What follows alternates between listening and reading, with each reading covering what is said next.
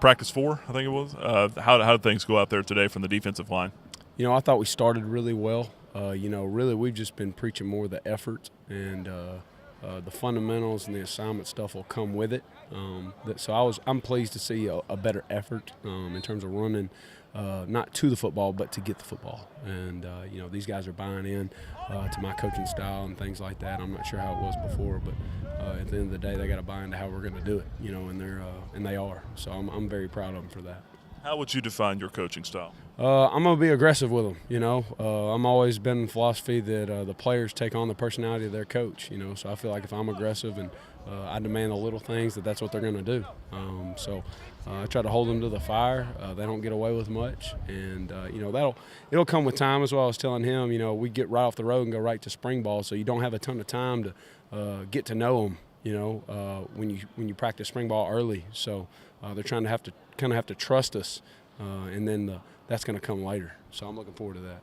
How much are you trying to get to know these guys to figure out, because one guy may tick differently than another, what motivates one may not motivate the other. How much are you kind of trying to figure that out right now? It's really trial and error, honestly, right now, like I said, because you hadn't been able to sit down with them in the room one-on-one yet, really. It's been more of in a group setting.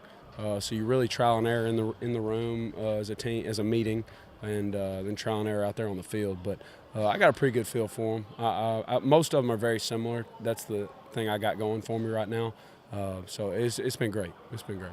But depth-wise, with Elijah Mitchell still recovering from surgery, how much are you working those guys and making sure you don't push them too hard, knowing the lack of numbers there on the field? I don't think you can sit there and pull back just because you have a lack of numbers. It's next man up.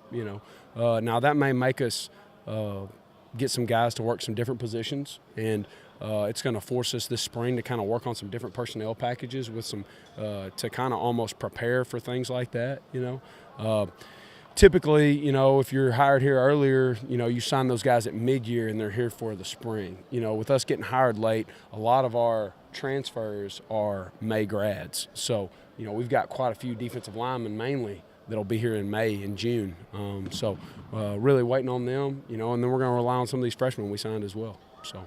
With the front four of like a Jesse, Vincent, Devin, and Austin who have some experience, how good is that as a base to start with as you build depth and build a lot of the guys who are still fighting this spring? It's great if they can pick it up fast. That way you can have somebody you can teach off of. So that's really what I'm trying to do. I'm trying to make sure these old guys know what to do as quickly as possible, because here soon we're going to have some new guys, and they can no longer be new guys, because right now everybody's a new guy. Whatever position they're at, they're a new guy because it's a new staff. And so they've got to pick it up in these 15 practices. That way when these new guys get here, they can show them. It's not just me, and you have something to teach off of by their example. I was talking to, I think it was Jesse, he said that the verbiage is a little bit different up there on the defensive line right now. How much is that, and what are some of the other things, I guess, collectively that you're trying to work through up there? Verbiage is going to always be a thing when you have a new defense or a new scheme. Fundamentally, it's going to be quite a bit different than how they did in the past. You're going to see 4 dudes with their hands in the dirt more times than not than you did last year. They always had guys standing up.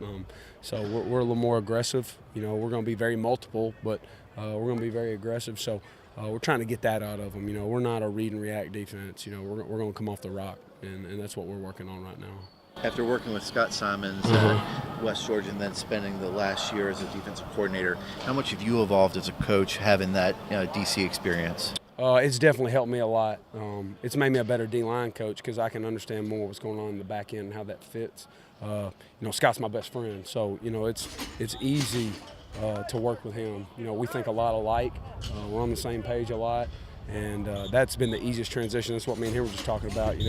Hadn't been a whole ton of gelling as a defensive staff because we've worked together. It was we kind of pick it up and roll. It was pretty easy.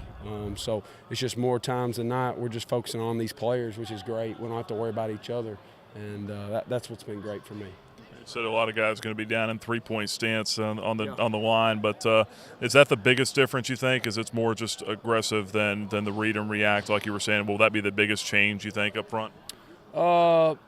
I think so. To be honest with you, I don't know a ton about how it was in the past. You really don't take a job and say, hey, how'd y'all do it? Because it doesn't matter to a certain extent. We're going to do it our way, you know. And but from what I've seen on tape, yes, that's going to be the biggest thing. The biggest difference is we're going to be coming off the rock, and we're going to be, you know, putting the offense in tough spots. You know, we're not going to sit back and, you know, read and react. In this defensive scheme, how much onus is on the defensive line getting pressure and having those big bodies up front, clog running lanes, and get pressure on the quarterback? A lot.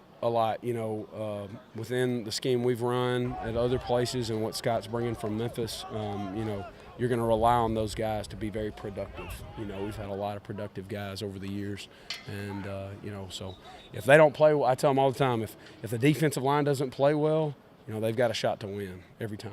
And if the D-line plays well, you can kind of take over the game. So that's our mentality, is put it on our back, and that's what we're always going to try to do as D-line. We're going to try to put the game on our back.